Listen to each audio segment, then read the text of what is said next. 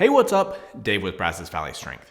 Today I'm actually going to be expanding on an old video that I made a while back, a few years ago on my old channel that was talking about back training. And the argument that I made in my old video was that people probably overvalue some of the upper back work in order to improve their deadlift, their squats, whatever. And I still actually feel that way. I was surprised to go back and watch that video and think that I actually made some good points and I agreed with pretty much everything that I said. But I think at this point I can elaborate a little bit further and maybe clarify some of my thoughts at this point. And on that note, I'm actually kind of curious here. I'm curious how many of you are returning subscribers who were previous subscribers of the old channel and how many of you are new subscribers, because I think I've been under the impression that almost everybody here had a good bit of familiarity with my stuff before, and that may not be the case at all. I think more and more I'm realizing that it's not the case. So maybe let me know in the comments, if you've been around forever or not, or if you're a new subscriber. But I think that this is a good opportunity for me to go back and elaborate or clarify and potentially make better some of those old videos. I think I can do a better job at this point than I could have 3-4 years ago when I was just getting started on this point. So maybe as a side note, hopefully that the construction sound, now I'm investing more in the YouTube stuff overall. But just as that gets going, now we have construction right next door. So hopefully over the next few weeks, it's not too much of a disruption and my audio stuff can actually handle blocking out. So maybe you'll notice, maybe you'll not. But anyway, today we're going to be talking about back training. And I think maybe a clarification here is that I'm not going to be talking exclusively about upper back work, even whatever my thumbnail shows. I think posterior chain training is probably a better word for what we're really going to be going after in this video. And I will try to break it up into 2 distinct parts with maybe some subsections within that. So we're going to be talking about direct hinge work. That'll be the first part, and really how we can go after that, training your posterior chain, your hamstrings, your back in that capacity, extends your strength. And then the second part of the video will actually be direct upper back work, kind of some bodybuilding kind of training, that sort of stuff. So I think after watching my old video on back work and basically saying that people are overvaluing it, I still pretty much fully agree with everything that I said in that video. And one of my main points then, and I would say as well now, is that most of that video was targeted at people who perceive their back to be the main weakness in their deadlift. And I think talking about deadlifting or using deadlifting as the framework here is what we're trying to improve is probably the clearest way to do this. So the people that perceive their back as being weak, meaning that when you're doing a deadlift, it's always rounding off the floor. I sort of feel a little bit differently there. If you're a conventional deadlifter and all of your deadlift has always been with a rounded back, I really feel the opposite. I think you have a very strong back and probably some weaker hamstrings, and more than anything, a not very good understanding of how to hinge and maintain a good hinge and a good brace. And so that wasn't something that I was super clear on in that video, but I'm certainly going to try to be now. And I think even just looking at my most recent videos over the last year or so, I don't know how many of them, maybe 4 or 5, have directly talked about the hinge work and how important it is. I have a video directly on hinging and then hinging for squats, hinging for deadlifts. And I emphasize it so heavily in both my big how-to guides on sumo and low bar squatting. That would be the main thing that I really wish I would have emphasized more. And that's the thing that we're really going to emphasize, especially in this first part, and really how we can get the most out of your back training, your hinge training for your deadlifts overall.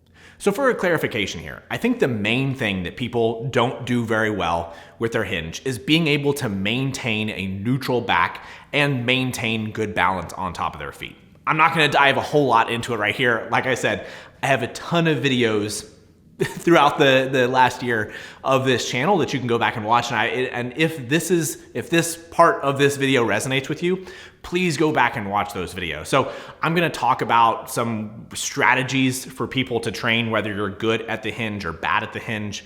But if you're bad at the hinge, this stuff I think applies to you, obviously, but you have to get better at that stuff to really be able to, move through the phases, I guess, of what I'm gonna talk about here. So when we're talking about hinge training, the main two exercises that I would use at the moment would be stiff leg deadlifts and Romanian deadlifts. It's basically the same exercise. The difference to me between a Romanian deadlift and a stiff leg deadlift is just that a stiff leg deadlift is going to be dead stop from the ground every single time. With this, it's going to be a little bit more specific to real deadlifting, meaning that it actually has to come off the floor every single time. And that needs to be the main point of emphasis when you're doing stiff leg deadlifts. Both of them are going to train the hinge. We're going to work on extension in the upper back and your general posture and brace and movement through those positions. But the stiff leg deadlift is much more applicable in the short term to people being able to fight for that position and fight for the extension off the floor. So if you're doing stiff leg deadlifts, the most important portion of that lift has to be the first. We could shrink it down as far as we really want to, but the first few inches off the floor have to matter. If you're not working really, really hard in those positions, you're just not going to get out of it what we really want from that. It's at that point where we're giving too much of our posture, and that's where you're already giving with your sumo deadlift or your conventional deadlift, and we have to learn to fight there. So all of the things I talked about in the sumo deadlift, how to sumo deadlift video about the slack pull and creating tension and all those kind of things, they absolutely apply here. It's a good place to practice those things. And sometimes it's a little bit easier. It's a little bit more manageable. The stiff leg deadlift can be something that we can simplify it a good bit and make it, just not super complicated to where and also worrying too much about the load on the bar. So it becomes a very, very good tool. And also applicable in lower rep ranges, where I think a lot of times RDLs tend to be a little bit less comfortable for us to be able to do with significantly heavier load. So generally speaking, I tend to use stiff leg deadlifts in lower rep ranges, say 5-ish or so, and Romanian deadlifts in the higher rep ranges, say 8, 10, 12 or whatever. Generally speaking, going a little bit more after hypertrophy with the Romanian deadlifts and a little bit more after sort of specific deadlift training when we're doing the stiff leg deadlifts. So I think within this, we need to categorize people into two groups. And we'll say people who are good at maintaining extension and people who are bad at maintaining extension. And then we're going to train these differently. So if you're somebody who is let's say a conventional deadlifter who has a pretty rounded back when they deadlift, that's not inherently a bad thing, but we need to be able to come up with accessories that fit your style and enable us to continue to train the muscles, just the general concept that fits your deadlift very well. And one of the main points that I made in my old back training video was essentially that people see their back rounding. They say, oh, I need a stronger back. And then they just train the heck out of it. They do barbell rows, and we're gonna come back to upper back accessories. But they do barbell rows and they do heavy back work. And then they're just adding all sorts of fatigue on top of their already, fatigued back from their specific deadlift style with the rounded back. So my argument would be here that if you are a more rounded back deadlifter, that you should absolutely emphasize more extension and more of we'll say a perfect position in this case, sharp edges and kind of the pure hinge that people are really going to think about when they're thinking about RDLs and stiff leg deadlifts. Because it's going to be much easier to recover from, and it's going to be much less taxing on the upper back muscles, the glute muscles, that are going to work significantly harder when your back is rounded. The more extended you are, the more we're going to train our hamstrings and just generally train that hinge position. So if you are a more rounded back style deadlifter overall, we need to emphasize moving towards that extension whenever we're doing these type of movements, because you're already getting so much stress in that position, and doing more work that's very, very taxing on there, I don't know that I see the value. Just like I said in my variations video, that we need to be specific with how we're applying these things to the specific lifter. So here we can use the exact same movement, but apply it a little bit differently. So on the other side of that, somebody who is a very rigid backed, let's say sumo deadlifter, gets very upright, it may be useful to actually train stiff leg deadlifts and RDLs in a little bit different of a style. And this is personally how I do them. I train both my stiff leg deadlift and my RDL intentionally rounding my upper back a little bit more. And I think on the videos we can probably see that it's visually not all that rounded, but I'm deliberately letting my arms protract more and hang a little bit longer. But I'm absolutely fighting for that position to stay static through the entire movement. But what I'm trying to train is I'm trying to train that slightly flexed upper back position, that very protracted arm position, and be able to train my upper back to be able to maintain its strength, its integrity off the floor in those positions. So I'm still fighting to maintain generally neutral position, neutrality in my trunk as I'm leaving the floor, but I'm actively exaggerating some of the positions that I sometimes am not able to get into when I'm just doing sumo. And especially as they reach closer, the heaviest loads, I'm gonna get into more of those positions. My arms are gonna get stretched a little bit longer. So I'm trying to train that very, very extended, protracted position with my arms, where my arms are very, very lengthened away from my body. So deliberately rounding my upper back a little bit more to the point of comfort, something that feels safe and comfortable there.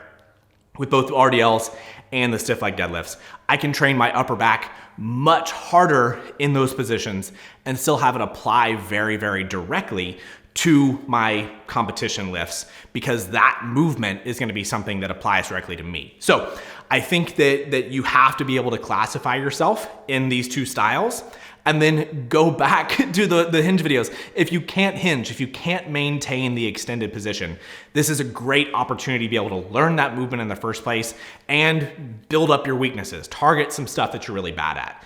If you're already good at those things, if you are able to stay braced and neutral, then it's probably a good opportunity as well to be able to train your upper back in a way and your glutes in a way with that much looser upper body, as long as we're still fighting for a really, really good posture off the floor.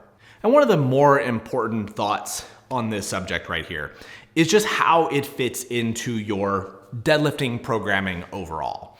Recently, I've definitely shifted my deadlift program for myself and actually have seen pretty great returns working with other clients away from more competition deadlifting and into more of this stuff. This current block I'm doing, I've returned to twice a week deadlifting, but for months and months and months, I'm doing once a week deadlift with twice a week, either stiff leg deadlifts or Romanian deadlifts. And my deadlift has gotten what I feel like is significantly better. And then from there, I've applied that to many of my clients and they've gotten great returns from it. Now, the question obviously is, are they getting great progress from it because it's something that we weren't really doing before? Or is this something that really just has a lot of value in the first place? That really training these positions and applying them effectively and well to the individual, whether you need more extension or having a little bit more flexion in your back is helpful. It seems to have a pretty robust response with pretty much everybody at this point. So I think that this is a good point, kind of comparing what I'm saying now to my old video. And I think I'm still saying the same thing, but maybe organizing it a little bit differently and organizing it on paper. In the old video, I was certainly emphasizing a lot more actual competition work. I was at that point doing twice a week squats and twice a week deadlifts. They were both very, very hard. And for me at that point, having extra heavy hinge work in that moment would not have fit. And I think probably at that point, 3-4 years ago or so, I was much more reluctant to take away people's second deadlift day. I was leaning a lot more towards specificity in general. Or I say specificity, I guess. I was leaning much more towards frequency, I guess, with many of the competition lifts. And at this point, I think I'm finding a little bit more flexibility, a little bit more opportunities to train people specifically for what they need, but just not necessarily with the competition lifts. And so I think that, comparing those two things, I don't know that there's necessarily a better or worse. Just that at that time, adding in more of this kind of stuff probably would not have helped. And I think it would have been a detriment because it does add so much potential fatigue. So even when we're fitting this in well to the individual, we have to include it in the body of work. We can't just say, okay, well, David says I'm doing these deadlift days.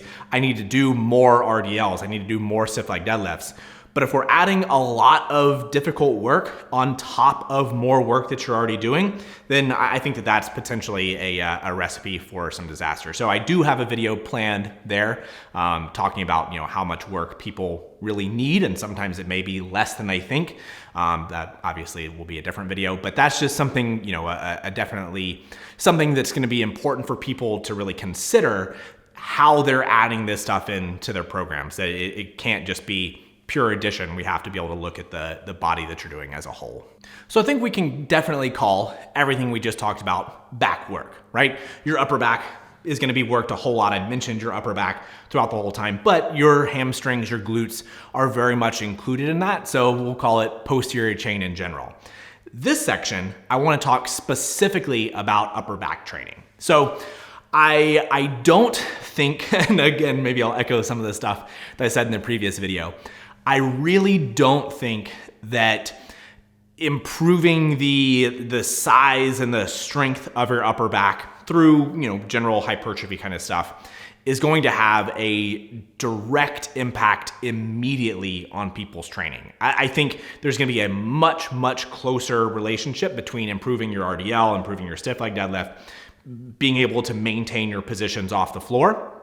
I think that stuff will apply much, much quicker to people's competition lifts than direct upper back work. But they definitely carry off of each other.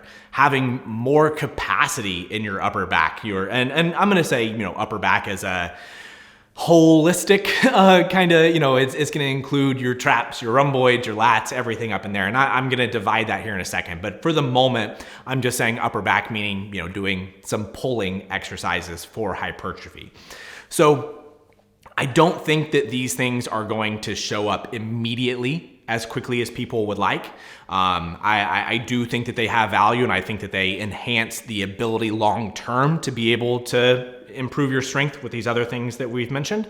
But if you're really hammering your upper back with the intention of seeing it show up immediately on your competition lifts, I think you're probably a little bit misguided. But you definitely should still be doing some to build it up over the long run. So this is where I wanted to talk about what specific exercises I think have the most value, specifically for powerlifters, but I think this could probably apply to people doing bodybuilding as well.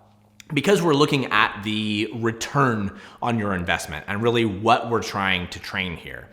And as I mentioned in my old video, I still don't really like things like barbell rows or anything that puts you in a position to where you're going to be fatiguing your hinged position, potentially your lower back, probably equally as you're training your upper back. I know for me personally, I really struggle with barbell rows to feel like I've loaded my upper back as much as I really wanted to, and just generally feel tired overall. So that can maybe lead me into a good starting point with how those exercises are useful.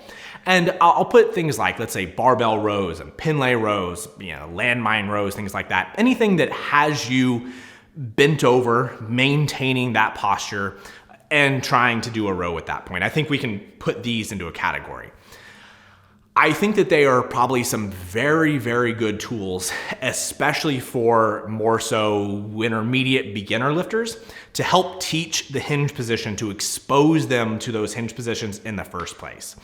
And I think that they're probably undervalued in that regard, especially something like Pendlay rows.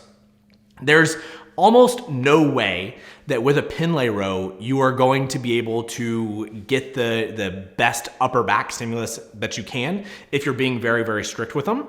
You're probably not going to be able to load that as much as you can. But dynamically having to move that weight through space while you're maintaining a hinge position, I think is great for new people to help teach that posture and understand just generally what you're going for in those positions. And so we should include them when it's relevant. But I think as people get better and as they demonstrate that they're able to maintain those positions a lot more effectively, they lose value very, very quickly. And I think it would be better suited for us to use other exercises that probably have a better ability for you to directly train your upper back without impacting how you feel other places, your low back, your hamstrings, all of those. So if you like barbell rows, if you like Pendlay rows, certainly do them. Landmine rows are one of my favorites that there is. I really, really like those, but at times I kind of struggle wanting to include them in programs because I enjoy training them really hard, but then there is gonna be a little bit more fatigue associated with holding that position than there is doing something like a chest supported row or a lat pull down. So those are the exercises that I just mentioned that I think that people should be emphasizing much more of their training. Stuff to where you're not loaded axially, to where your spine isn't really having to maintain the weight, to where you're not having to maintain a really good hinge position in order to train, and especially when you're wanting to train them very, very hard. So here in my home gym, I'm sure people have seen how I set stuff up. I just have the Titan pull down system right here. I slide a bench up to it and I just have the pad that's adjustable with my prime handles. This is something that I mentioned in my home gym video and predictably as that video got a wider audience, there were a lot of people that, like the tough guys that I mentioned that were saying, oh, you don't need cable attachments to get a big back. And you kind of do. So anyway, having good attachments and a good setup to be able to really train your upper back hard is going to be important for you to be able to actually build muscle on your upper back without dramatically impacting your other lifts. I think it's probably unlikely that a hard upper back session that is just things like chest supported rows and lat pull downs that don't have you fighting hard to maintain your position, I think even if you get yourself fairly sore, you're not going to have too much of an issue moving into a competition lift in coming days. So another thing that I've just recently added is I have this little ab mat pad that I use, and it really, really helps with all of these exercises, especially when we're doing exercises that are going to be more after your upper back. And here's where I'll make the distinction. So when I'm saying upper back from now forward, I'm going to be talking about muscles that are mostly involved in the rowing process. So your traps, your rhomboids, those are going to be the main targets here. When we're going after those muscles, we definitely do want to go after a big stretch. If you watch me doing my rows, I'm really emphasizing the stretch position in the same way that I'm trying to emphasize that position whenever I'm doing my stiff leg deadlifts and my RDLs, letting my arms really protract. And I think this is a mistake that people make often, is they're too concerned with how much weight they can put on the bar rather than training their upper back in a way that's, has full range of motion for hypertrophy, but also is very, very applicable to how we need our upper back to be strong in the first place. So things like chest supported rows or the upper back, remember rhomboids and traps, rows that involve a good stretch and still make me not have to fight too hard with my back to maintain that position. Those are going to be extremely valuable for us. On the other side of that, lat exercises are probably going to be best served without the big stretch. Now, this is an area that even coming into the video, I was questioning how much I really wanted to talk about it. So much of my hypertrophy kind of, biomechanical stuff, especially when it comes down to hypertrophy, is, it's not an area that I'm an expert on, where muscles attach and things like that. I generally understand it, I think, and I can, I think find things that make a lot of sense and are applicable. And this is one of those areas, but I don't want to dive too much into how the lats attach across the rib cage and things like that. But for more effective lat training, something that has really helped me, and I think can certainly apply to other people, is not letting that arm get really loose at the top. maintaining a little bit more of that brace position, that rib cage down, and keeping the arm in a position to where we really feel, in the active range of motion for the lats, which I think one of the easiest ways to feel that is just to not let your shoulder elevate or protract dramatically. So I wouldn't necessarily say that you need to keep your upper back in a retracted position, but fighting for a little bit of retraction and keeping it neutral will help isolate your lats a little bit more and really target those. On the other side of it, going after and generally speaking neutral to more underhand grip is going to target the lats a whole lot better. So there's many of the exercises that I do for my upper back lat hypertrophy that look very, very similar. Probably one of my favorite exercises right now is just what I'm calling a lat row. I'm a little bit more inclined than what I'm doing for my chest supported row, but the only change is that I'm keeping my range of motion active on my lats and using an underhand grip. And I'm telling you, in the recent times I've been training my upper back, my lats, making this change has, I think, concretely increased the way that I'm able to feel my lats and improve my hypertrophy. So you see a lot of the exercises that I'm doing right now in my training, single arm lat rows, the chest supported lat rows, and lat pull downs and all of those. All of it is underhand without a whole lot of shoulder movement. So one that I think that people make a mistake on pretty often is when they're doing lat pull downs, especially with like a wide grip, even the mag grips that I have here. The more overhand you get, you're probably going to be de-emphasizing your lats a little bit. Not that they're not gonna work at all, but it's gonna be much more targeted after the rowing muscles, the traps, the rhomboids. So even doing a lat pull down, we'll call it a lat pull down, that's the name of the exercise, with these mag grips that feel fantastic, it's probably going to be targeting my upper back musculature more so than my lat. So not that that's necessarily a bad thing, but if we're going for even hypertrophy across the board, I think mixing and matching how often you're doing more of an overhand grip and how often you're doing an underhand grip can probably be a useful strategy for people to be able to train kind of holistically. So if you're following my free programs, if you get free programs from me, a lot of times I'm writing just like chest supported row and lat pull down or things like that. Generally speaking, what I would do is I wouldn't necessarily think it has to be a lat pull down or it has to be a chest supported row. I would just think lat dominant, upper back dominant. So just manipulating your hand position to be able to target the muscles that you're really feeling like you want to work, and choosing exercises that you like are probably the best way to go about those things. So to wrap it all up here, I do think upper back is important. I think that you should be training your back in general. For hypertrophy, for strength, I think that everyone should be doing it. I think that a lot of times people misapply what they're really going for. I think that people need to be self-aware and question what they're currently doing, how it applies to the way that they move, and how changing things just by a little bit, going to more extension or more rounding on their stiff leg deadlifts could really apply significantly better to them. So just being able to expand your knowledge base there a little bit and have a good understanding of how certain exercises fit for you, I think is really the most important thing here for most people. So train your upper back. Hopefully this video did help. If you liked it, subscribe to the channel, give me a thumbs up, and we'll see you next time.